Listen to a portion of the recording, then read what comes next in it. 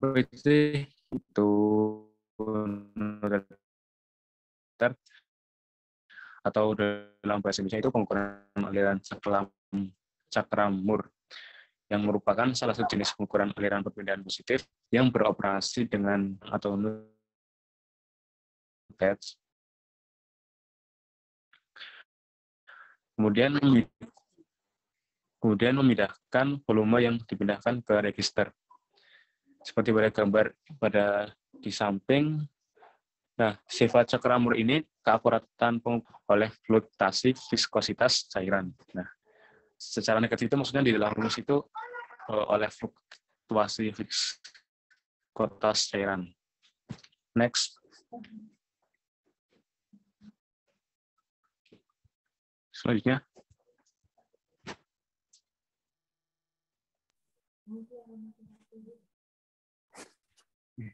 Aku muncul ya.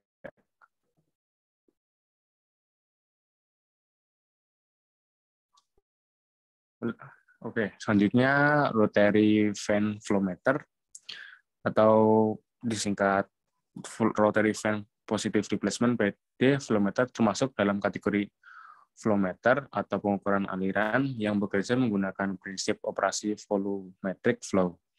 Nah, jenis pengukuran ini yaitu perpindahan positif di mana cairan melewati satu set baling-baling yang berputar. Nah, di dalam metode ini terdapat baling-baling yang berputar. Nah, bagian antara setiap set baling-baling memberikan volume cairan tertentu ke sisi outlet meteran yang memungkinkan laju aliran ditentukan berdasarkan laju rotasi baling-baling. Seperti pada gambar di samping bisa dilihat inlet dan outletnya terdapat sebuah baling-baling. Next. Yang ketiga ada Iobed impeller flow meter yang merupakan dua impeller yang berputar. Nah, ini dirancang dan dengan penampang angka 8 serta berputar dalam arah yang berlawanan karena gaya yang diberikan oleh aliran gas yang diukur. Nah, seperti pada gambar kan ada gaya angka 8. Di situ tuh bergerak karena ada gayanya. Nah, prinsipnya apa? Prinsipnya yaitu penggerak roda biji di luar ruang pengukuran menynkronkan impeller. Selama setiap rotasi 4 volume berbentuk bulan sabit dipindahkan melalui ruang pengukuran. Nah, jumlah putaran ini sebanding dengan aliran yang masuk. Jadi tadi angka 8 yang bergerak itu sebanding dengan aliran yang masuk. Nah, lalu rotasi digabungkan menggunakan rangkaian roda gigi halus yang disesuaikan dengan penghitungan. Next. Nah, lanjut ke flow obstruction methods. Selanjutnya. Nah, apa sih itu flow obstruction methods? Nah, untuk gambaran luasnya, beberapa jenis dari pengukuran aliran atau flow meters ini termasuk dalam kategori perangkat obstruksi. Nah, disebut juga dengan heat meters karena heat loss atau penurunan tekanan yang diambil sebagai indikator laju aliran. Dan kemudian pengukuran tersebut atau pengukuran ini juga dikenal dengan pengukuran tekanan diferensial atau differential pressure meters. Nah, selanjutnya.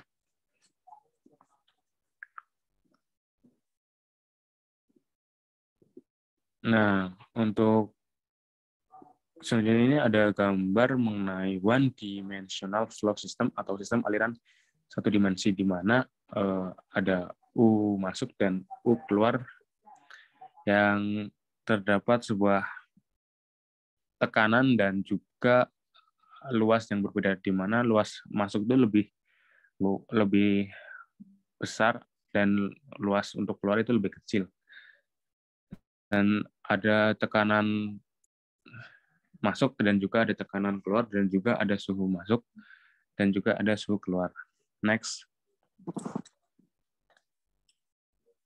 Nah, untuk general relation-nya atau hubungan umumnya untuk mengenai obstruction meters ini, sistem aliran ini merupakan satu dimensi yang memiliki persamaan kontinuitasnya adalah M sama dengan rho 1 kali A1 U1 sama dengan rho 2 A2 kali U2.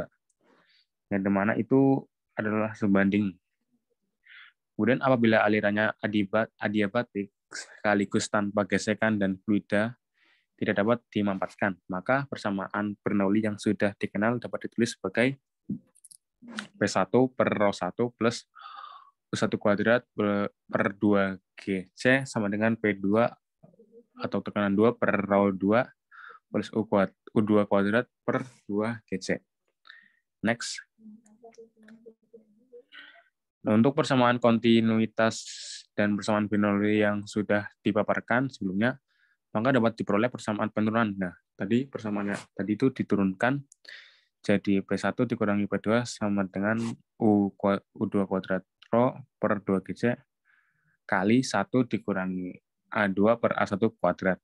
Nah, selanjutnya laju aliran volumetrik ini dapat ditulis dengan P sama dengan A2 dikali U2 sama dengan A2 per akar 1 min A2 per A1 kuadrat kali akar 2GC per ρ P1 dikurangi P2. Next.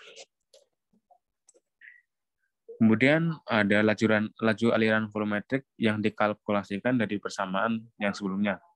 Sudah dijelaskan merupakan nilai ideal dan pada umumnya terkait pada laju aliran aktual dan koefisien debit empiris C dengan persamaan berikut.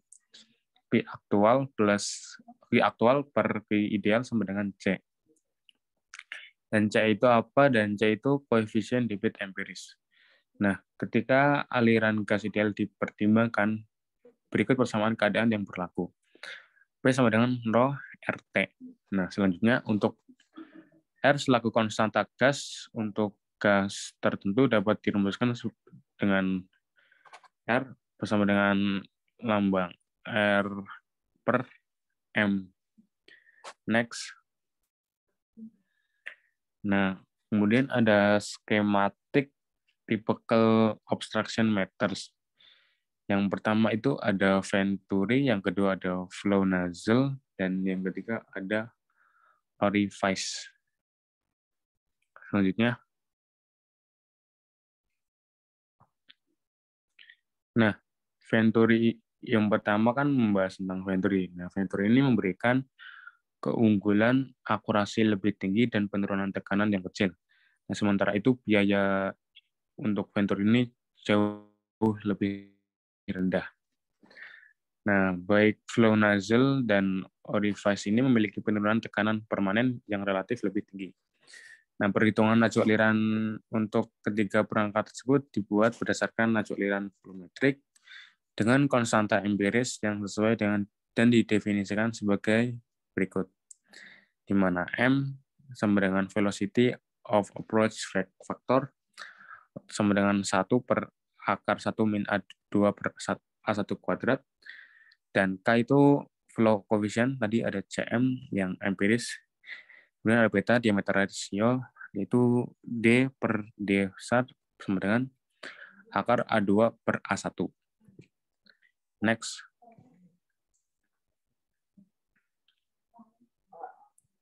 Nah, ini merupakan tabel di mana insertion atau permanent pressure loss, tekanan kehilangan tekanan, di mana delta P loss per P1 per P2. Nah, didapatkan sebuah tabel sebagai berikut, di mana ada komponen beta, square edge, orifice, flow nozzle, dan Venturi alpha 2 sama dengan 7 derajat.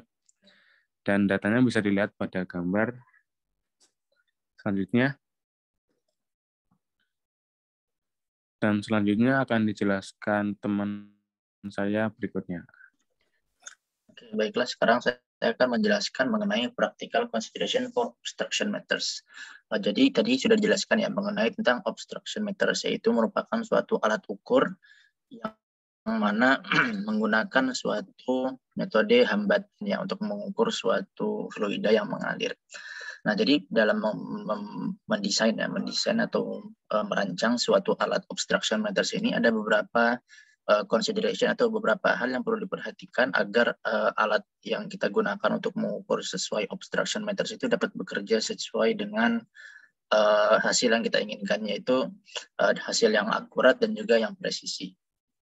Nah, kemudian selanjutnya itu dari konstruksi obstruction meters yang sudah tersedia di dunia ini, itu kan sudah memiliki standar-standar, dan standarnya itu ternyata sudah ditetapkan oleh American Society of Mechanical Engineers.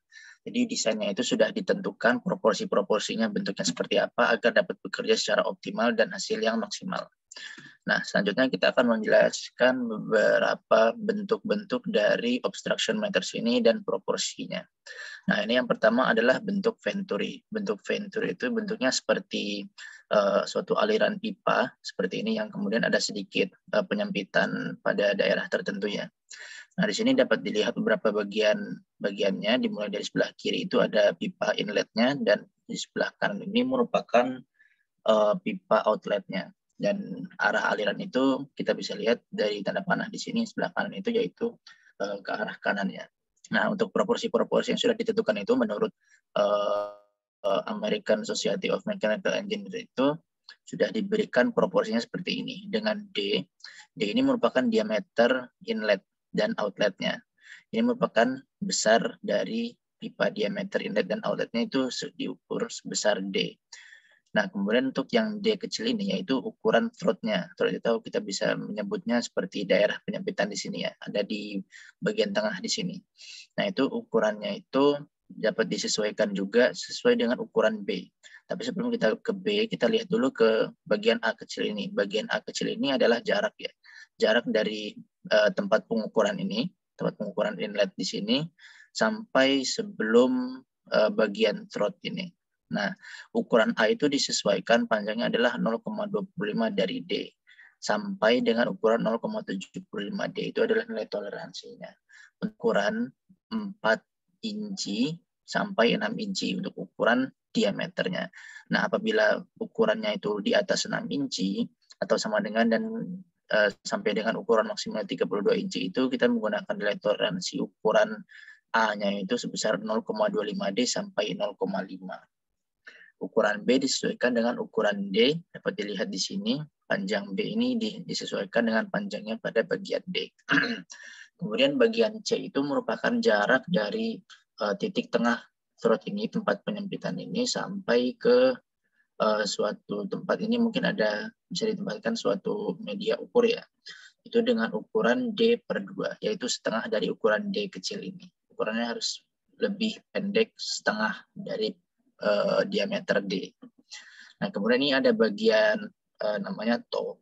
Toe itu ukurannya 3/16 inci atau sampai dengan setengah, tergantung dari ukuran D-nya.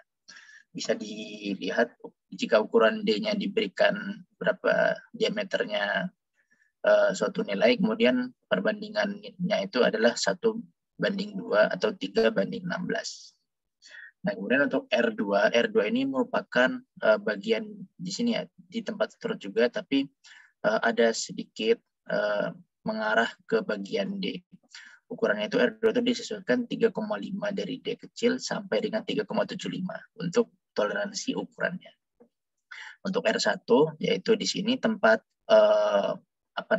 daerah setelah pipa inlet ini ada jalur yang sedikit menekuk sebelum masuk ke daerah penyempitan itu, seperti ujung pensil itu. Nah, itu R1 itu disesuaikan nilainya itu dari 0 sampai dengan 1,75 dari ukuran D. Nah, untuk bagian alfa 1 dan alfa 2 ini nilainya 21 hingga nilai tak hingga, dan juga A2 demikian namun dengan nilai 5 sampai dengan 1,15 tak hingga. Nah, selanjutnya itu ada bentuk nozzle. Bentuk nozzle itu berbeda ya dari bentuk venturi tadi. Dia nozzle itu seperti pipa juga, tapi dia untuk penghambatannya itu cenderung berbentuk seperti ini dia. Dia tidak penyempitan itu tidak panjang. Jadi cuma cukup ukurannya seperti ini. Nah, dapat dilihat ya untuk ukuran nozzle-nya itu dapat ditentukan seperti hal berikut, dengan kategori-kategorinya dan proporsinya yang sudah ditentukan oleh American Society of Mechanical Engineers. Ukurannya dapat dilihat pada gambar ini. bagian selanjutnya yaitu mengenai sonic nozzle. Hal ini juga berkaitan dengan hal yang tadi ya, mengenai aliran pada suatu obstruction matters atau media ukur yang menggunakan dengan menghambat suatu fluida. Namun untuk sonic nozzle ini dia memiliki karakteristik berbeda karena ini merupakan terjadinya fenomena aliran kompresibel. Nah, kita lihat definisinya di sini adalah sonic nozzle adalah sebuah fenomena dalam aliran Venturi. Aliran Venturi itu seperti yang kita ketahui ya, yaitu aliran yang mana di situ berlaku hukum Bernoulli, yaitu di mana ada suatu massa jenis dan volume, atau kita bisa katakan suatu aliran kontinuitas. Nah, tapi berbeda dengan sonic nozzle ini, dia mengalami aliran yang namanya aliran choke. Jadi di situ itu terjadi yang namanya seperti fenomena terjadinya aliran tersebut mengalami tercekik, istilahnya seperti itu. Nah, kondisi ini merupakan kondisi kritis ya, kondisi puncak di mana itu titik aliran massa itu tidak bisa mengikuti besar aliran yang semakin dipercepat yang melewati suatu daerah penyempitan di situ.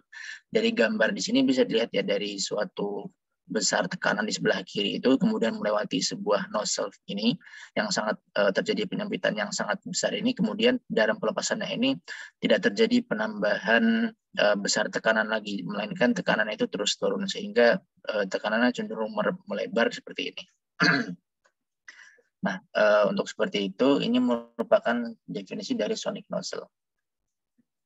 Nah, jadi untuk persamaan-persamaan yang digunakan dalam persamaan sonic nozzle ini, kita bisa terapkan kembali persamaan-persamaan yang tadi sudah dijelaskan di slide sebelumnya, yaitu dari introduction dari obstruction matters.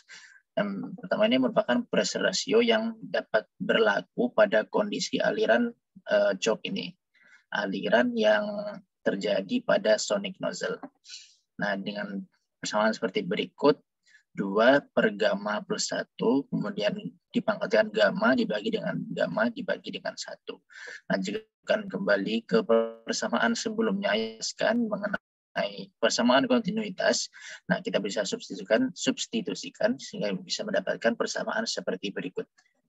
Nah, kemudian maka dari persamaan-persamaan yang sudah kita olah tadi, kita bisa mendapatkan sebuah persamaan, yaitu mass flow rate for choked flow, atau itu aliran massa yang terjadi pada aliran choke, yaitu sebesar persamaan yang terdapat di bagian paling bawah ini.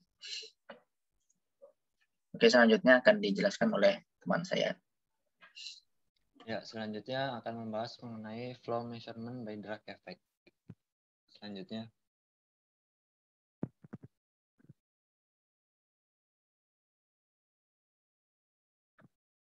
Nah, di sini terdapat rotameter yang terdapat pada gambar di samping kiri tersebut.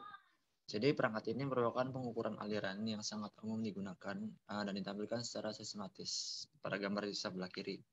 Jadi prinsipnya itu aliran memasuki bagian bawah tabung vertikal yang runcing, kemudian akan menyebabkan bob yang terdapat pada atas seperti gambar jamur tersebut akan bergerak ke atas. Jadi bob ini akan naik ke titik di dalam tabung sehingga nanti gaya hambatnya hanya diimbangi dengan oleh gaya berat dan daya apungnya.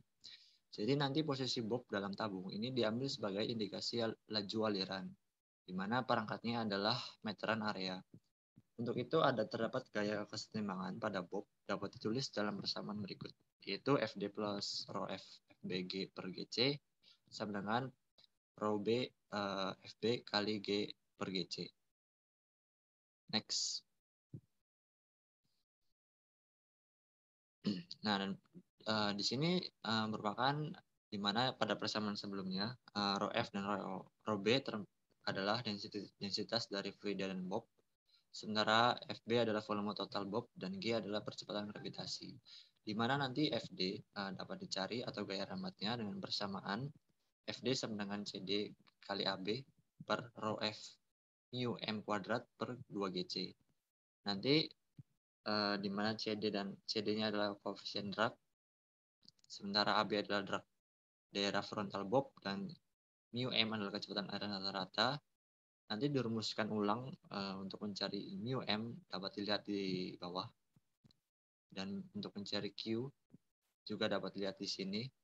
di mana nanti A adalah area anular dan diberikan oleh A sama dengan Pi per 4 kali D plus AI kuadrat kurang D kuadrat. Next.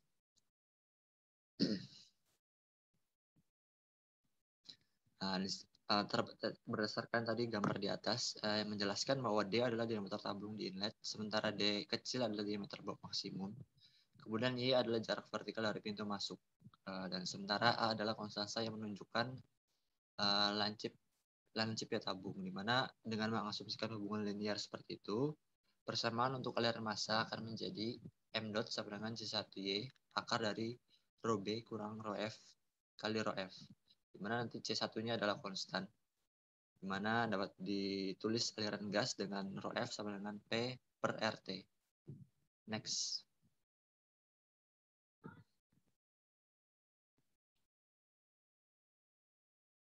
Nah, di sini terdapat turbine meters. Jadi perangkat ini atau alat ini termasuk pengukuran aliran yang populer, di mana sistem kerjanya itu cairan gerak melalui meteran yang menyebabkan rotasi roda turbin kecil, di mana di dalam roda tersebut terdapat magnet permanen yang dilingkari sehingga mengakibatkan berputaran dengan roda, di mana pickup reklutansinya yang terpasang di bagian atas yang pada gambar berempat di gambar samping tersebut mendeteksi adanya denyut untuk setiap putaran roda turbin.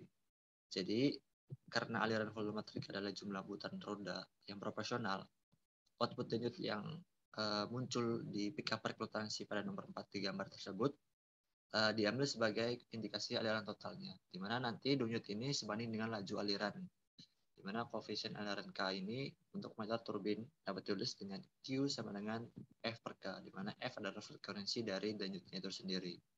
Next.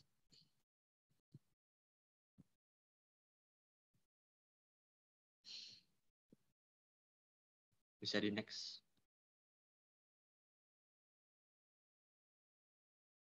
Nah, sementara di sini ada vortex shading flow meters. Jadi pengukuran aliran pusaran ini beroperasi berdasarkan prinsip yang dapat dilihat pada gambar di atas, di mana terdapat blue body yang terdapat pada aliran, di mana flow bergerak ke arah kanan, di mana di situ terdapat alternating downstream vortex.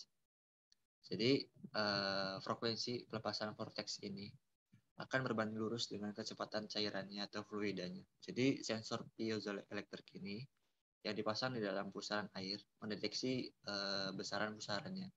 Jadi kemudian sirkuit aplikasinya ini dapat digunakan untuk menunjukkan baik sesaat lajuran aliran atau aliran total selama interval waktu yang terpilih.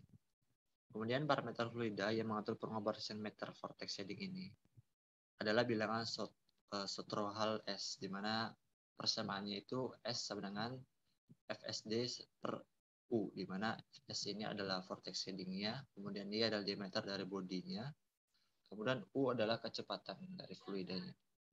Next.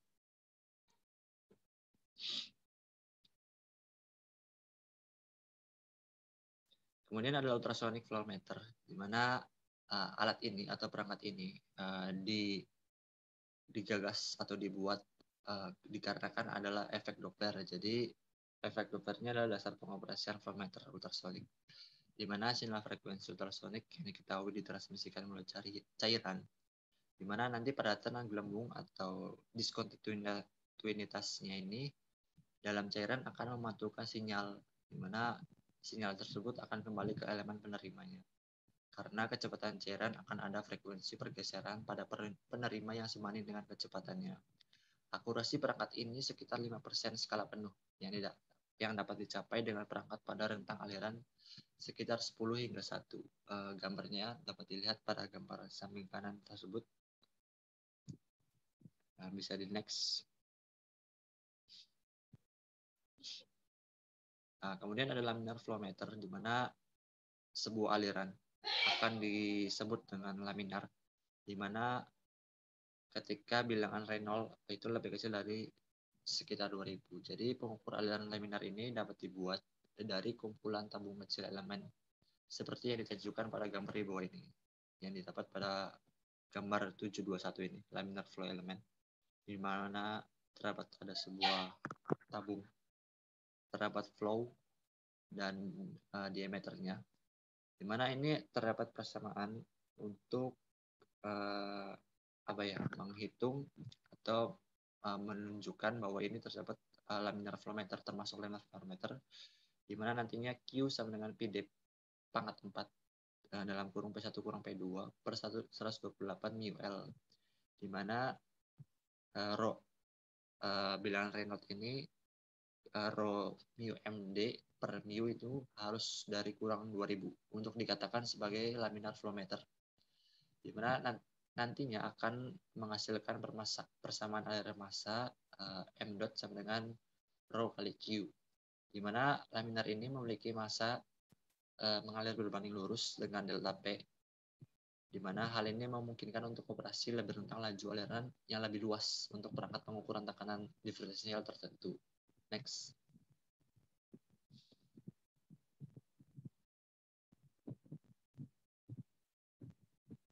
Nah, di sini terdapat skematik laminar flow meternya, di mana terdapat flow pada bagian kiri yang mengarah ke kanan. Kemudian ada assembly of laminar tube elemennya, di mana tadi di gambar sebelumnya terdapat elemen-elemen yang diambil untuk pengukuran. Di sini diletakkan pada bagian tengah yang dibatasi oleh P1 dan P2-nya dengan jarak L tersebut. Next. Nah, kemudian pada sebab 7,7 ini terdapat hot wear atau hot wheel film anemometer. Next.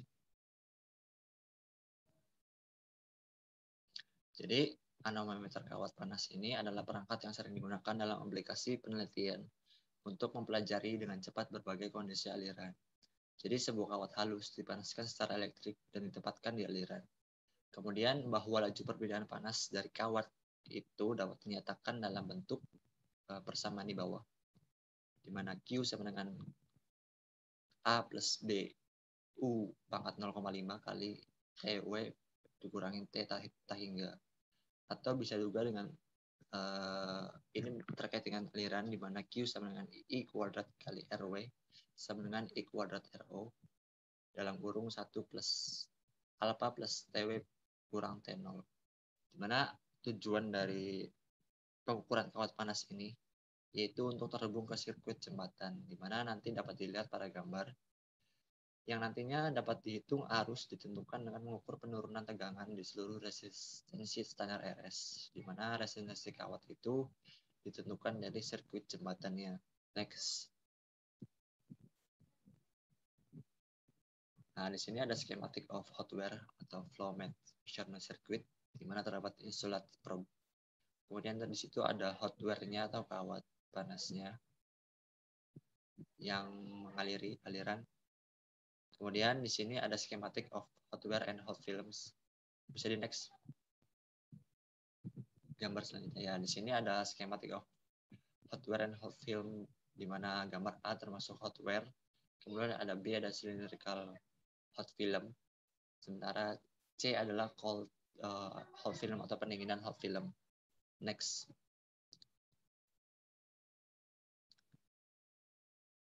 Nah, di sini ada hot film atometer, yaitu merupakan hasil dari modifikasi metode kawat panas atau hot film atau ya hot wear.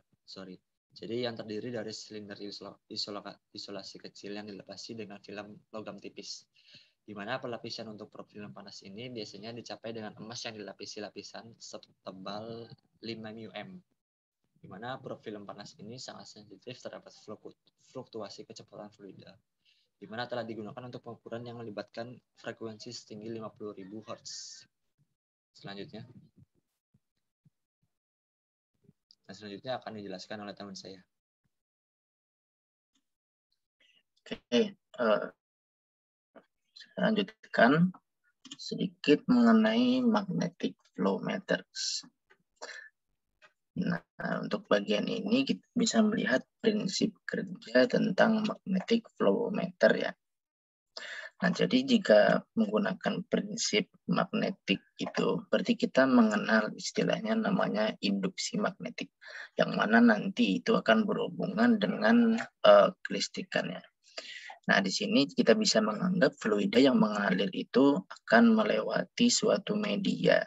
Dan fluida itu adalah sebuah konduktor yang bergerak dalam sebuah bidang magnet yang terdapat dalam alat ukur.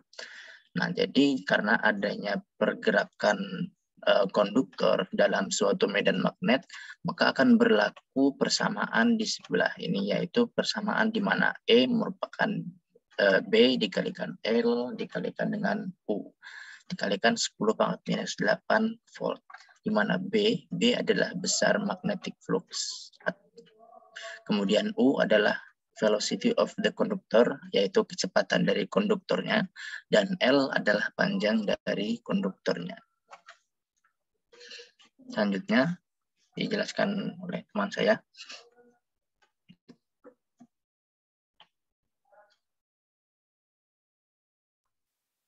Yang selanjutnya itu flow visualization method. Selanjutnya.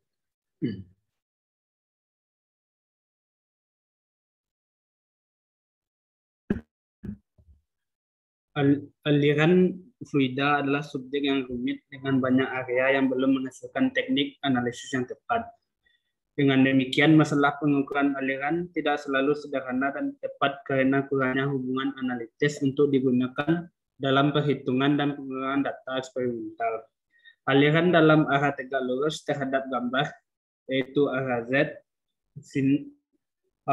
sinar yang datang dibelokkan melalui sudut sebagai akibat dari gradien kepadatan dalam aliran.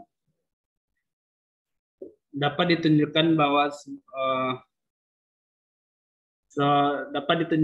sudut defleksi untuk gradien ini, gradien kerapatan kecil diberikan sebagai epsilon sama dengan gamma per N1 dNdy atau sama dengan L dikali beta per rho S d-rho per dy, di mana L adalah lebar bidang aliran, rho adalah kepadatan fluida lokal, rho S adalah kepadatan referensi yang biasanya diambil pada kondisi standar, dan N adalah indeks pembiasan yang untuk gas dapat ditulis sebagai N sama dengan 1 plus beta dikali rho per rho S dan dikali dengan N1.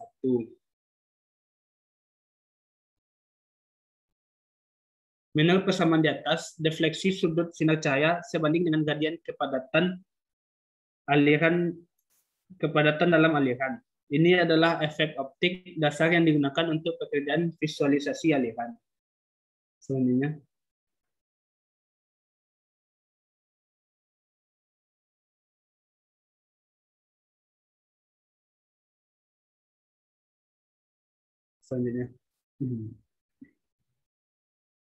Untuk visualisasi aliran cahaya, teknik eksperimental yang khas adalah menambahkan pewarna kecerahan untuk mempelajari fenomena aliran.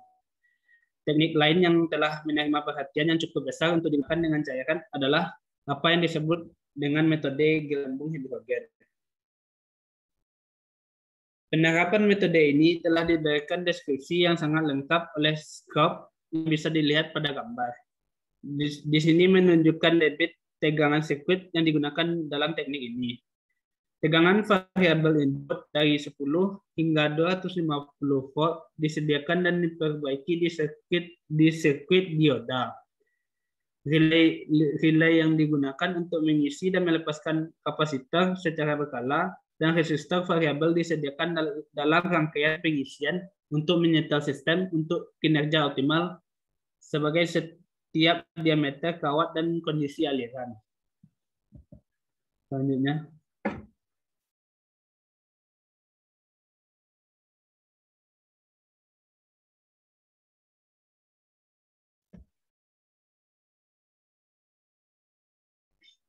Yang selanjutnya itu Desat shadow graph.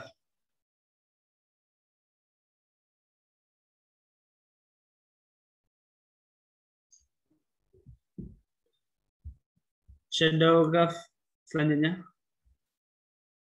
shadow graph ini adalah bentuk paling sederhana dari sistem optik yang cocok untuk mengamati aliran yang menunjukkan variasi densitas fluida. Pada prinsipnya, sistem tidak memerlukan komponen optik apapun kecuali sumber cahaya dan bidang perekam untuk memproyeksikan bayangan bidang kepadatan yang bervariasi. Efek bayangan yang dihasilkan karena sinar cahaya dibiaskan secara refraksi, sehingga posisi pada bidang perekaman di mana sinar yang tidak dibelokkan akan tiba pada gelap. Pada saat yang sama, posisi di mana sinar yang dibelokkan datang tampak lebih terang daripada lingkungan yang tidak terganggu. Shadow graph ini juga merupakan metode yang nyaman untuk mendapatkan survei cepat dari aliran di mana kerapatan berubah dengan cara yang dijelaskan. Hal ini berlaku khusus untuk aliran gas yang dapat dimampatkan dengan gelombang kejut dan dapat dianggap sebagai perubahan densitas gas dengan perubahan yang sangat intens dalam kelengkungan profil densitas yang perubahan turunan kedua. Untuk percobaan laboratorium, seseorang sering menggunakan sistem optik dengan berkas cahaya paralel yang ditransmisikan melalui aliran. Intensitas efek bayangan atau sensitivitas grafik bayangan meningkat dengan jarak I. Sensitivitas optik dari shadow graph ini pada prinsipnya adalah urutan besarnya lebih rendah daripada teknik Schlieren atau interferometrik. Penjelasan yang bisa dilihat pada gambar selanjutnya.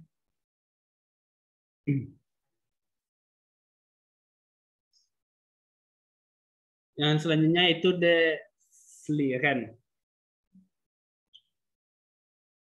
Selanjutnya.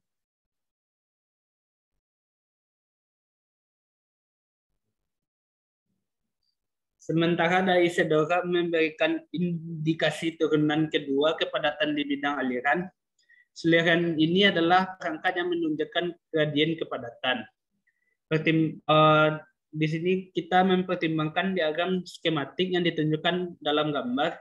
Pertama, jika bagian uji benar-benar seragam dalam kepadatan, pensil cahaya yang muncul seperti yang ditunjukkan dalam gambar yang berasal dari titik C dibelokkan dengan jumlah yang sama dengan pensil yang berada dari titik D. Mari kita periksa variasi pencahayaan secara lebih rinci. Dalam gambar yang kedua, ketinggian total gambar sumber adalah Y dan bagian yang tidak dicegat oleh tepi pisau adalah Y1.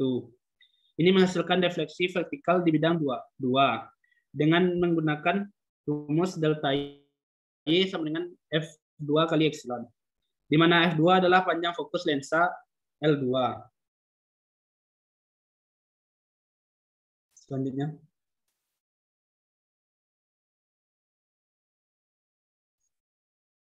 Sebagai hasil dari defleksi ini, ada perubahan fraksional dalam pencahayaan di layar. Kontras pada setiap titik pada layar dapat didefinisikan sebagai rasio perubahan fraksional yang pencahayaan terhadap pencahayaan umum, atau dapat dirumuskan dengan C sama dengan delta I per I, atau sama dengan delta Y per Y1, atau sama dengan F2 kali epsilon per Y1.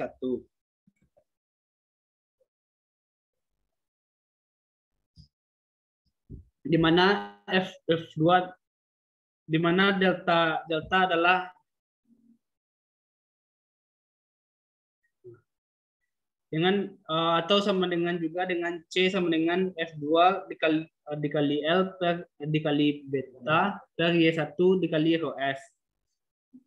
Dengan demikian kontras pada layar berbanding lurus dengan gradien kepadatan dalam aliran. Dapat diamati bahwa kontras dapat ditingkatkan dengan mengurangi jarak Y1, yaitu dengan mencegat lebih banyak cahaya di bidang gambar sumber. Selanjutnya. Yang materi selanjutnya itu the interferometer. Selanjutnya. Interferometer Mach-Zehnder adalah instrumen yang paling tepat untuk visualisasi aliran. Di sini kita mempertimbangkan representasi skematik yang ditunjukkan dalam gambar. Sumber cahaya yang dikumpulkan melalui lensa L1, Kepler splitter S1.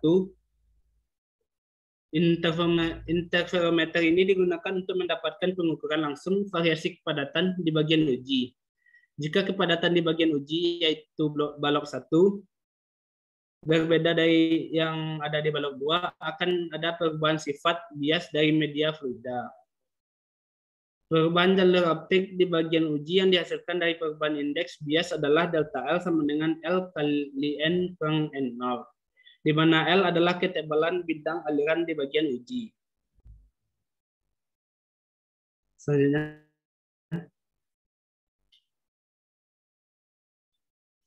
perubahan jalur optik ini mungkin terkait dengan perubahan kepadatan gas oleh persamaan yang delta L sama dengan beta dikali L dikali P kurang rho kurang rho 0 per rho S, di mana jumlah pergeseran pinggiran N kemudian diberikan oleh N sama dengan delta L per gamma atau sama dengan beta kali L per gamma lalu dikali dengan rho kurang rho 0 per S, di mana gamma adalah panjang gelombang cahaya. Dalam persamaan di atas perlu dicatat bahwa rho kurang rho 0 mewakili perubahan kepadatan dari kondisi 0 pinggiran. Interferometer memberikan indikasi kuantitatif langsung dari perubahan kepadatan di bagian uji. Tetapi perubahan ini direpresentasikan sebagai nilai terintegrasi di seluruh ketebalan bidang flow atau aliran. Selanjutnya.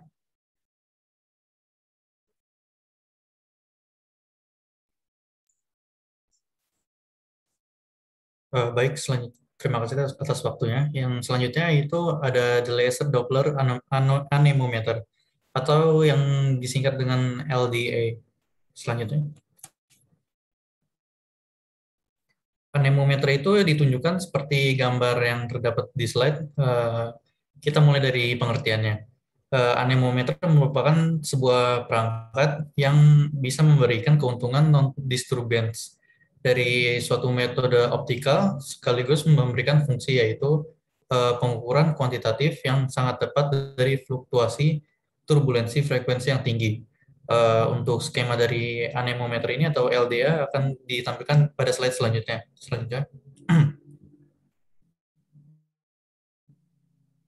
Untuk skemanya yaitu sinar laser difokuskan pada elemen volume kecil dalam aliran melalui lensa L1.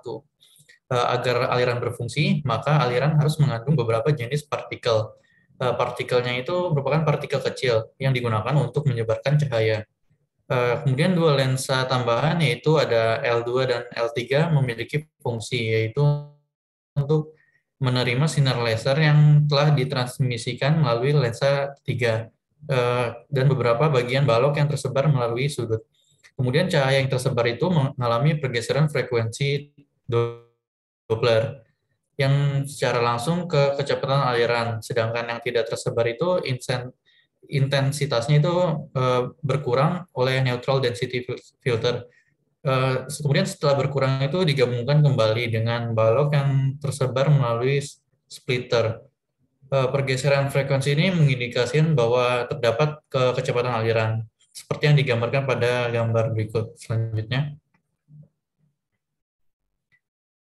Untuk selanjutnya itu ada skema alternatif dari anemometer atau LDA ini.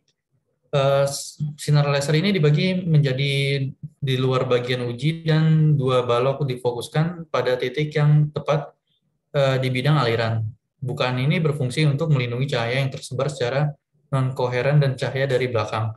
Kemudian dalam skema ini terdapat arus photomultiplier yang memiliki fungsi untuk menentukan frekuensi Doppler dan kecepatan aliran. Pada subbab ini dapat disebutkan bahwa LDA ini memiliki fungsi yaitu untuk mengukur kecepatan partikel hamburan. Sehingga jika cukup kecil maka kecepatan slip antara partikel dan cairan akan kecil juga. Selanjutnya.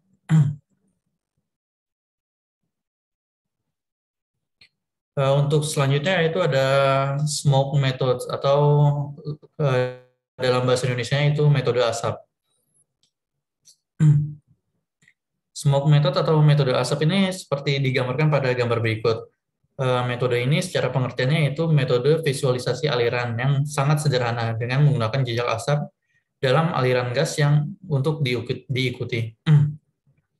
Agar filamen asap ini mewakili aliran streamlines, yaitu garis-garis yang terdapat pada gambar ini, dibutuhkan individual asap secukupnya untuk menjadi massa yang lebih kecil lagi, sehingga mereka dibawa dengan bebas pada saat kecepatan aliran tersebut. Pada metode asap ini, asap yang disaring dari pembakaran kayu busuk cocok digunakan untuk metode ini. Namun dikembangkan lagi penelitian dan ditemukan bahwa bahan bakar terbaik untuk metode asap ini yaitu sebuah gas asap padas dan tidak beracun, yaitu tipe 1964 Fock-Joyce. Bahan bakar ini memiliki suhu mendidih sekitar 530 derajat Fahrenheit atau 276 derajat Celcius yang mengandung hidrokarbon minyak bumi. Selanjutnya itu adalah pressure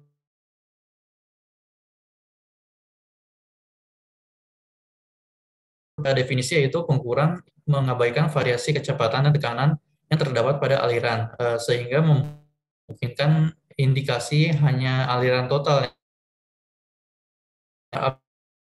Aplikasi ini yaitu pressure probes melibatkan aliran eksternal. Contohnya itu seperti pesawat terbang. Kemudian diperlukan jenis pengukuran yang berbeda. Dalam kasus ini, probes harus dimasukkan dalam aliran untuk mengukur local static dan stagnation pressure. Untuk persamaannya itu ada dua, yaitu P0 dibagi dengan P infinity sama dengan 1 ditambah dengan gamma minus 1 per 2 dikalikan dengan M infinity kuadrat, dipangkatkan lagi dengan gamma per gamma minus 1. Dan kemudian persamaan selanjutnya itu adalah P0 min P infinity sama dengan setengah dari rho U infinity dikuadratkan. Selanjutnya. Kemudian ada basic total pressure probes yang dapat dibangun dengan beberapa cara yang berbeda. Pembukaan dalam probes ini berorientasi pada arah yang persis sejajar dengan aliran ketika dilakukan sebuah pengukuran tekanan aliran total yang diinginkan. Jika probes cenderung pada sudut kecepatan aliran bebas, tekanan yang lebih rendah akan kita amati. Kemudian terdapat 4 konfigurasi, yaitu konfigurasi A mewakili tabung terbuka yang ditempatkan di aliran. Konfigurasi yang kedua yaitu ada konfigurasi B yang merupakan probes terlindung dan terdiri dari tabung yang berbentuk venturi dan ditempatkan pada alirannya dengan tabung terbuka. Konfigurasi yang ketiga yaitu konfigurasi C yang mewakili tabung terbuka dengan pembukaan chamfer. Kemudian konfigurasi terakhir itu ada mewakili tabung yang memiliki lubang kecil yang dibor di sisinya, yang ditunjukkan pada gambar 7.38 ini. Selanjutnya. Kemudian pengukuran tekanan statis dengan tekanan stagnansi ini memiliki perbedaan.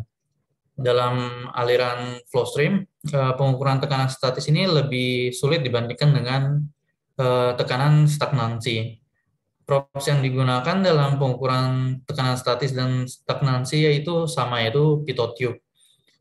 Pembukaan di bagian depan probe ini merasakan tekanan stagnansi, sedangkan lubang kecil di sekitar pinggir tabung merasakan tekanan statis.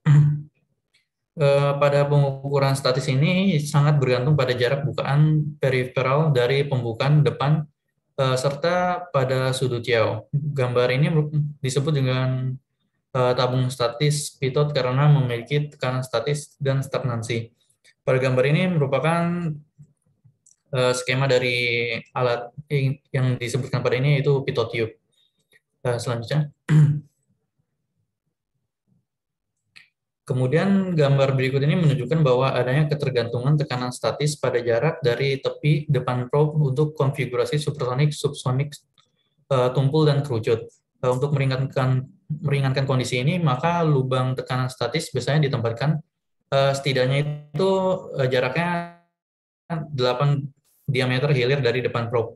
Ketergantungan tekanan statis dan stagnansi pada sudut jauh ini untuk tabung pitotiyut ditunjukkan pada gambar berikut, dan alat ini cukup sensitif terhadap suatu arah aliran yang ditunjukkan pada dua gambar berikut ini. Selanjutnya.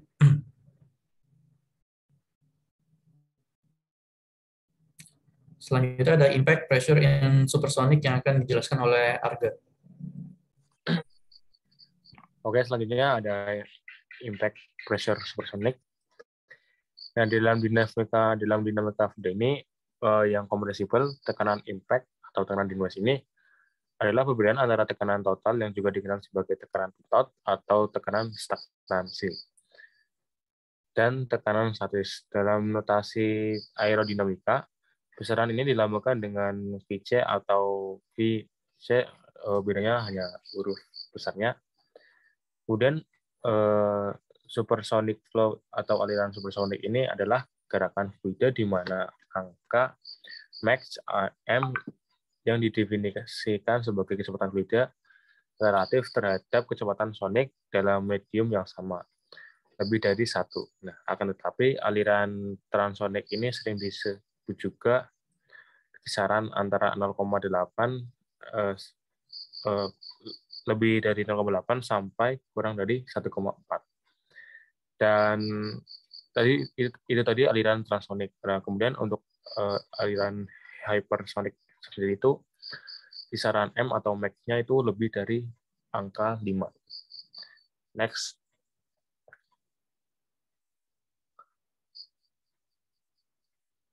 Nah, saat memasukkan indikator kecepatan udara, tekanan tumbukan digunakan untuk memberikan pembacaan kecepatan udara yang dikalibrasi. Nah, komputer data dan tekanan statis mampu memberikan angka max dan jika suhu statis diketahui dan juga kecepatan udara yang sebenarnya didapatkan rumus seperti pada presentasi kali ini 7.56 bisa dilihat bahwa persamaannya disebut juga persamaan Rayleigh supersonic pitot formula. Untuk menentukan nilai max harus menghitung pada free stream static pressure atau tekanan statis aliran bebas di mana P unlimited adalah free stream dan static pressure, dan PO2 adalah pengukuran tekanan impact di belakang gelombang kejut normal. Selanjutnya,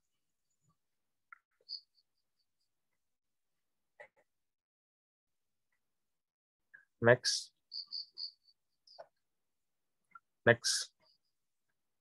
Nah, mungkin sekian presentasi dari kami, kurang lebihnya mohon maaf. Wassalamualaikum warahmatullahi wabarakatuh.